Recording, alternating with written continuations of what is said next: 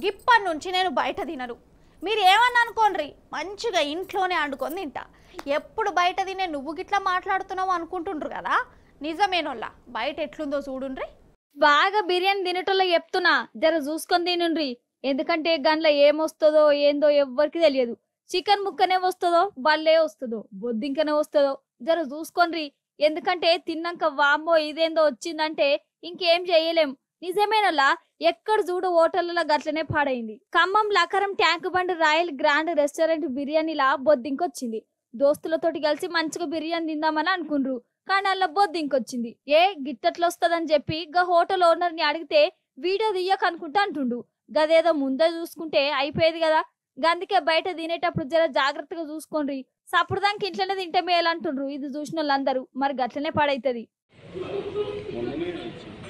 మొన్ననే అన్ని చెక్ చేశారు. ఆల్రెడీ మొన్న 2-3 జరిగినాయి. ఖమ్మం తర్వాత చూసుకోవద్దు వీళ్ళు. గట్లనే హైదరాబాద్ లో కూడా కొన్ని హోటల్ చెక్ చేసిర్రు. అన్ని హోటళ్లలో గట్లనే పాడనే అండుతుర్రంట. జర చూసుకొని తినుండ్రి. ఎప్పటిదో చికెన్ ముక్క తీసుకొచ్చి పెడుతుండ్రు. గందుకే బయట తినేటప్పుడు జర ఆలోచించుండ్రి.